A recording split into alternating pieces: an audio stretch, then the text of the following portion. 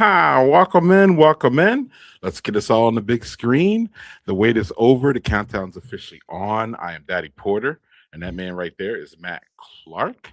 We What have up? officially a half an hour to get you ready for the game.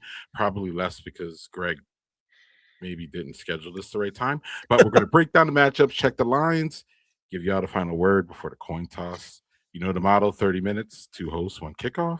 Matt, we got a lot to cover. What's going on, buddy? What's going on, Greg? Yeah, let's get into the playoffs. The NFL playoffs, that is, not the Yes, college NFL football playoffs. playoffs. We'll get to that in a second. Yeah. But Matt, you had something to talk about here. You're interested. Yeah, so well, I wanted to just kind of give my picks, I guess, going forward. And Wrong one. Mhm. yeah, I want to do give my picks going forward. I'm thinking it's going to be a I think the Seahawks are going to just handle the Rams. Um uh I think last night, or yeah, it was last night, against the Bears. I think Stafford's fingers hurting him a lot more than he's kind of leading on. Led to some like high passes and stuff like that. It could also have been the weather, but I just see the Seahawks being the team to beat there. And with the injury to Bo Nix, I think we're going to get a Seahawks Patriots uh, rematch. Hopefully Drake May isn't going to crumble under the pressure, and hopefully Sam Darnold's smart enough to just hand it off to Kenneth Gainwell or Zach Charbonnet to run it in and not fall into the Russell Wilson trap from years ago. So yeah, it'll be interesting to see. I think that's going to be the the Super Bowl matchup, and I like the Seahawks. I think I at some point their defense is just ridiculous right now. They're playing out of their mind. Um, I don't know who their DC is. I meant to look that up before this, but their DC is doing an excellent job coaching up that side of the ball. So Yeah. who do you got? So, well, before we get to that, because I wasn't expecting to make my Super Bowl pick because we'll be here before the Super Bowl. So True. I'm gonna wait on all that because I don't. All right, Y'all fair are enough. weirding. Fair enough. This playoff bracket is weirding me out because I'm no longer seeing Josh Allen, Patrick Mahomes. I still see Stafford, but I see a whole bunch of inexperienced people going for Yeah. the Super Bowl, and the one that is Stafford. Yep. So I'm Darnold still kind of scares me. Uh, you know, May doesn't scare me, but him being this young in the playoffs, like you said, kind of scares me. So no matter what, Matt, it's going to be fun. Yeah. I think it'll be a really interesting um bracket and Super Bowl going forward. Could have been more interesting. But if a certain team had gotten in Yes. there. Yes, we did just start Yes. basketball. Yep. And yeah, so the playoffs have been electric, and without we have to mention this guy, pro football talk, and not Matt and I. You will come to know, y'all, that Matt and I are big Caleb Williams fans. Matt is a huge long lifetime, right, Matt? Chicago Yeah. Bear fan. Lifelong Um, Bears fan. yeah, and I am a bandwagon, just joined this year Bears fan. Look at this. Yeah.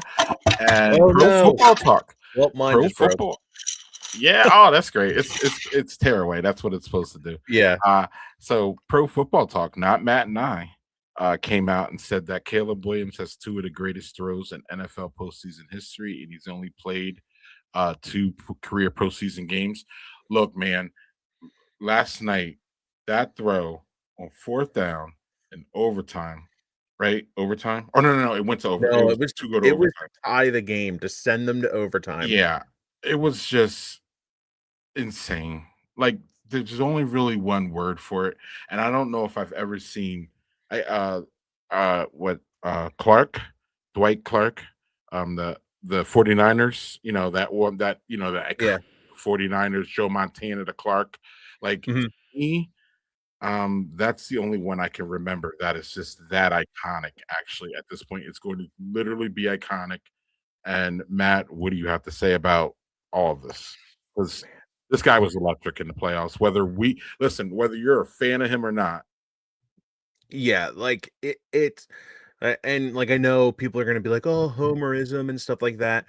Correct. If you can't appreciate that on 4th down, Caleb Williams tossed the ball 40 yards going straight backwards, all the pressure in the world in his face, and just dunked it. Like, it's just electricity. Like, that is how I would describe Caleb Williams. Like, watching him play all season, um, he has, like, the most wins in under 2 minutes in an entire season in NFL history. Like, the kid is just absolutely making plays. He's young. This is year 1 with Ben Johnson. Like, yeah, I would have loved to have seen Caleb Williams going up against the Seahawks defense. Real tough test at, traveling and stuff like that. Who's to say where if it would have ended there for the Bears? But like, this is year 1 and this is supposed to be a rebuilding year for the Bears. I originally, I was like, "Hey, anything over 7 to 9 wins is just a successful season." This is an incredible season for a first-time head coach, and a second-year player, and he's just making absolutely insane throws. Are there better quarterbacks that are a little more consistent than Caleb Williams? Absolutely. Is there any quarterbacks making more insane clutch throws? Uh, on the side of history says no. So it's just Caleb Williams is absolutely unreal. And I am more bummed that there's not going to be just a Bears game next week for me to watch Caleb Williams play football than I am not them not being in the playoffs, if I'm being completely honest. Yeah, and the college football game just started, y'all. It's 5 minutes in, and Miami is taking the field. But we'll get to that in a second. Okay. I do want to talk about this real quick. I pretty much agree with Matt. I honestly, I I, I don't know. I'm gonna go with Stafford, um, because he's just the biggest guy left, and obviously, won a Super Bowl. Obviously, playing clutch. Didn't have the best game last week, but did enough for his team to win. Took him down there at the end. All those things. So we will move along because that's what we got to do in 30 minutes. Yeah. Matt, you wanted to. So the coaching carousel has been insane in the NFL this year, and we couldn't. Well, we will talk about it more, but I mean, we just had McDermott fired today, so Buffalo just opened up, and I'm pretty sure John Harbaugh and Kevin Stefanski are like, man, what? Wait, did I jump too quick? But that being said, we have Miami here. That's not on the graphic on the right, but it's on the left.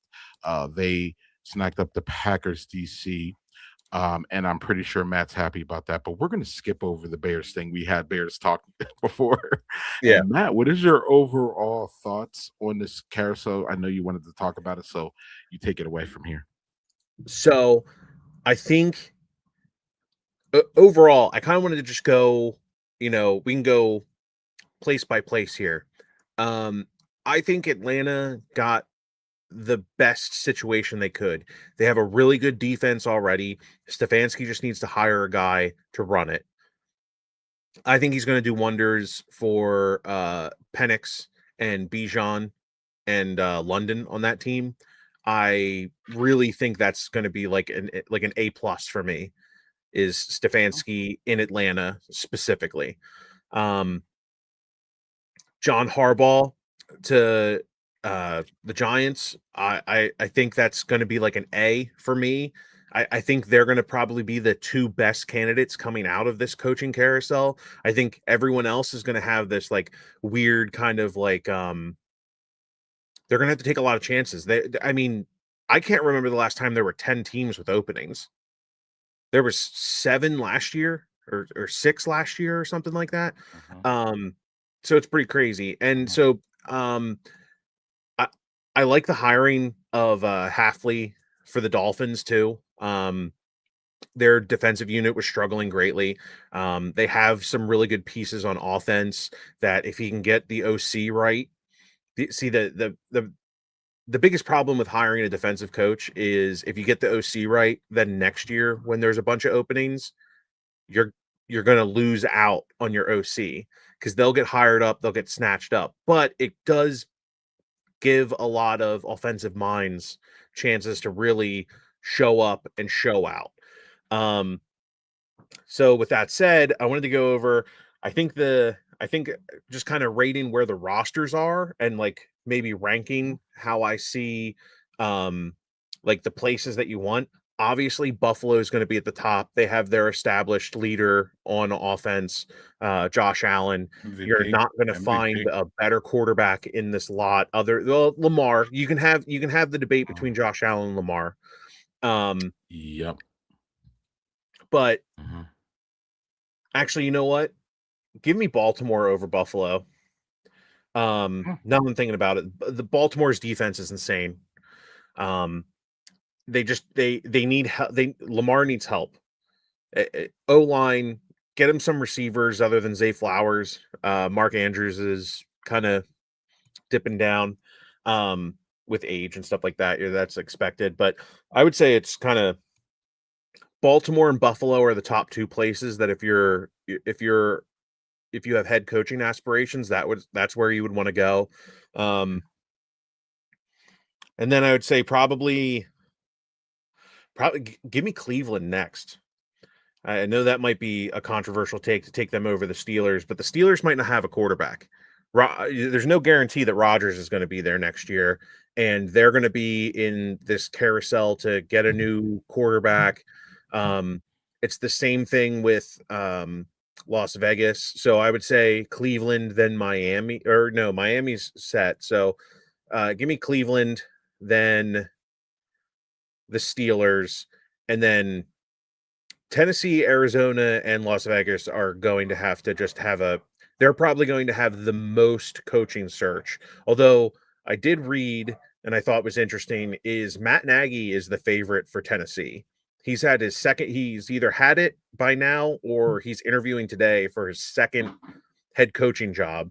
Um uh because the Chiefs actually replaced him already. So they're expecting him to move on. So he'll probably end up at one of these teams. Would be my guess. Um, give him a shot in Tennessee. Coming from a former Bears fan, he didn't work out here. It seems like, at least in interviews, he's learned his lesson. But Titan fans, he's not a bad coach. Um, and then yeah, I think it comes down to Vegas and Arizona just duking it out for either scraps or best of what's rest. But I think Mhm. it's kind of how I have my tiers of the cycle. How about you, Greg? Yeah, I'm just gonna give some quick hits here. I think McDermott is going to probably end up in like Baltimore or something. Uh, yeah, it really that kind of it feels right, if that makes sense. I would love to see him in Cleveland. I don't know. Maybe Pittsburgh. I think he again for me, he's the wild card here now because he's just got thrown out there in here, and I don't think anybody really had that on their radar because everybody kind of had Buffalo kind of projected to the Super Bowl. And then if they're in the Super Bowl, then it's hard to kind of get rid of your coach. But the fact that they got rid of him now, I think throws a lot of this an upheaval. But I just don't. I see him being able to, um, you know, I wouldn't say pick, but I would see. I feel he comes out now and he's like the forward. He's like the big guy now. It seems like, just like 8 hours later or something. So um he's going to be interesting. And then what Belichick in Buffalo is intriguing, but I don't think it'll happen. But it would be intriguing because Bill, we were like, oh, he's nothing without Brady. But, Josh Allen would be a wonderful thing for him to be able to put a defense behind and just run. And that's, because that's what he did with Brady, was put a defense behind Brady and at some point just let Brady run. So yeah, I mean, this is going to be interesting, and we are halfway through our show, so we will be updating this throughout the off season. Y'all will be here for the whole off season. So we have a update. We have 0-0 with 11 minutes left in the first for and Indiana's got the ball for the first time, and Miami is pushing them back. So, Hmm. for that, so there's going to be a new thing here. Actually, I didn't get to talk about this real quick.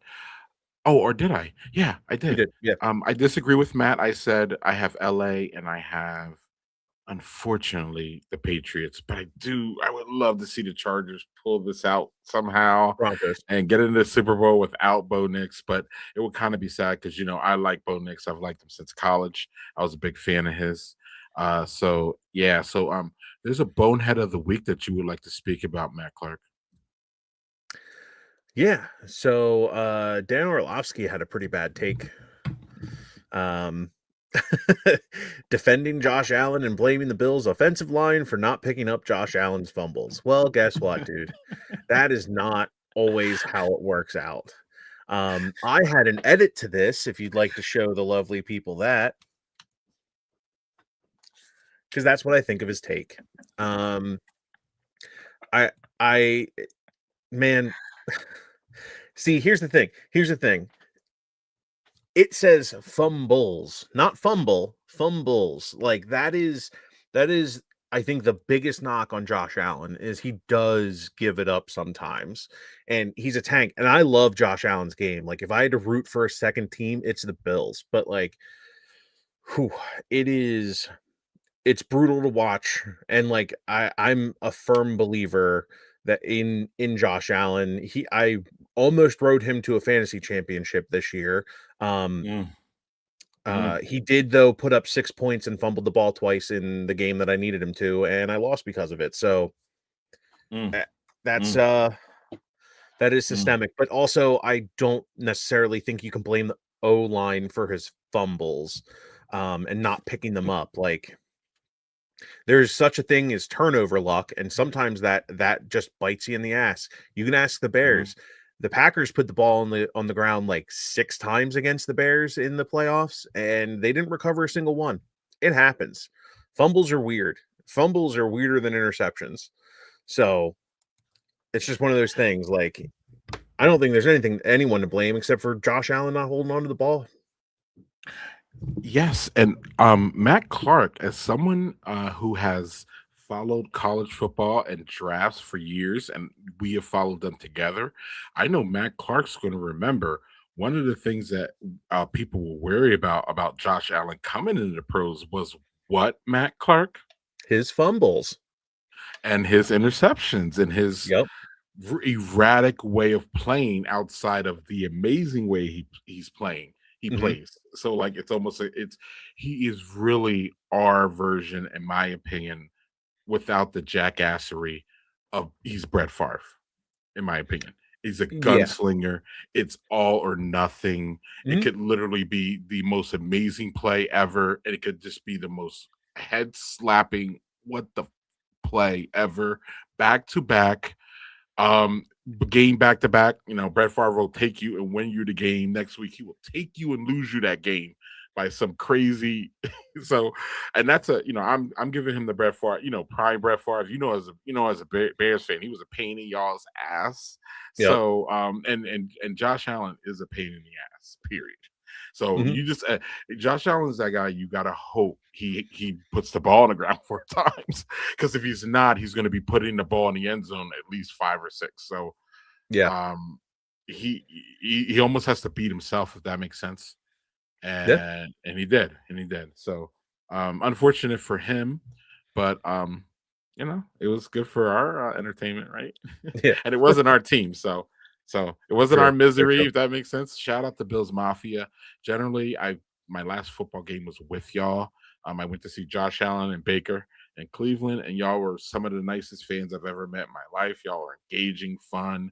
There was no like people getting too excited or hyped up about it, even though it's hard to believe that with Bill's Mafia, Matt, because they like chairs and tables and they really like they have that WW or AWE. How about that? Let's do the right one. They have that AWE style AEW. that Yeah. AEW. My bad. Yeah, Chairs, tables, everything. everything. But look, there's nothing wrong with that though. Like, because like wrestling is like, it's all like, professional wrestling is all love. Like, Mhm, that's the feeling of wrestling in general. Like, mhm, you can hate somebody, but you know that guy is going back and then talking to his buddy after the match and being mhm. like, yo, like, this was And having a great. beer. Like, we need to work on this. Like, And having a beer and all that, like, right. like nothing Yeah. happened, right? So, Yep. we have 10 minutes left, and it's time for us to talk about the game of the night, which has already started, which is the national championship game, number 10 Miami versus number 1 Indiana. I don't think you could have, 2 teams that you would never expect to be here. For all of y'all who get mad about Georgia and Alabama, and all those teams being up there all the time, they're nowhere to be found, y'all. So enjoy the parody, enjoy the new different teams. Indiana is a basketball team. What are they doing up here, Matt? And Miami hasn't been on the scene since what, Michael Irving and all that. So, what is your initial take on this before we get to picks, and then we'll get to the draft, the prospects in 9 minutes. I think it's super refreshing. Um, a few years ago, like, I was all about the Huskies being there in the Natty. And I was just I love a good underdog, right?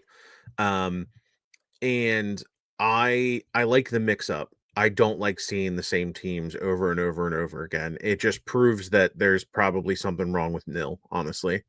But it's refreshing to see two kind of like not new teams. Obviously Miami's had tons of success, you know, but it's cool to see them in the Natty in the last decade. You know what I mean? Like, it's just there's two fresher teams out there. I don't know if Miami had a Natty team in the last 10 years, but Mm-mm, I mm-mm, don't think Indiana has. neither. Um, I haven't been following college as much this year just because with how exciting Caleb Williams has been, it's honestly, I've just been like locked in on the Bears all year. Um, but that's going to change. I'm going to get back into college again next year.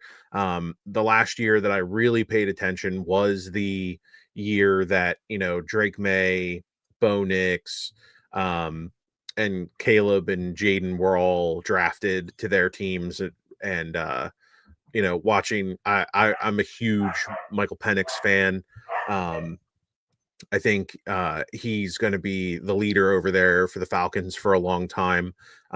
It does suck that he, lost a lot of the season to the injury and will probably miss some time next season as well to injury.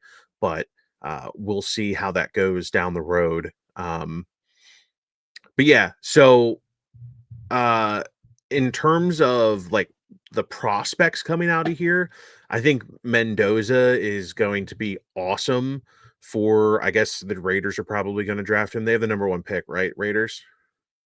Yeah, he's gonna be awesome for the Raiders. He's going to give them hope.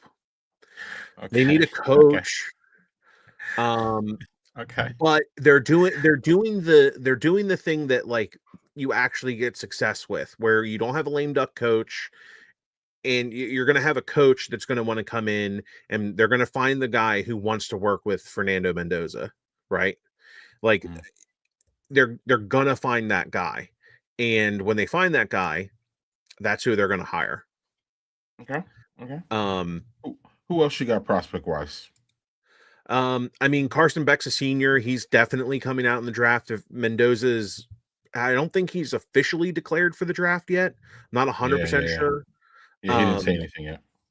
Yeah, he's probably waiting until after this game, which I like. I like that focus. Like, if he's thinking about the NFL, he's not thinking about this natty game. And Mhm, winners think about the mhm. game in front of them. Correct, correct. So I can Okay. I can appreciate that. Oh yeah, oh yeah. Carson Beck's been around a long time. He has always found success. Georgia, for a few years there, I think. Mhm. Georgia or Bama? Hold on, let me double check that. I don't want to misspeak on that. He Who back? was, yeah, Georgia. on Beck. Yeah, it was Georgia.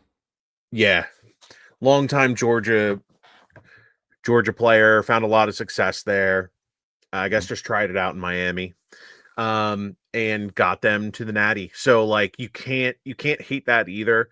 Um, I usually I Mhm. usually make a quarterback pick every draft that I think is like my under the radar pick. Um, and I don't know if they've all declared, and we can get into that a little bit later, more on that. But I've had a really good. You can ask Greg. I have had a really, really, really good record with picking. Like, hey, this is like the dude from this draft. Going back to the Josh Allen drafts and guys before that as well. So the other two I wanted to highlight are the two edges, Ruben Bain Jr. and Messidor, Akeem Messidor on this list. Uh, Mhm. either one of those guys. Bain is a Bain's a junior. I don't know if he's coming out, but if he does, he's probably going to be one of the top edges off of the board, I'd imagine. Mm. Especially if Miami pulls this out. Mhm. Messidor is a senior, and he's like one of the super seniors that's done like 6 years of ball. And he actually leads the team in, or I don't know if he leads the team in sacks, but he has more sacks this year than Bain Jr. I'm guessing just for how they ranked these guys, probably just because Bain Jr. is a little younger, a little lighter, and it looks like a little faster as well. But yeah, either one of these guys I think would make a great compliment to the Bears, at least if one of them falls that way. I mean, the senior, Messidor might actually get down to the area in which the Bears are drafting. But what about you, Greg? What do you got for the prospects here? Yeah, you summed it up pretty well. Sorry. I'm looking at number no. That's why we're here.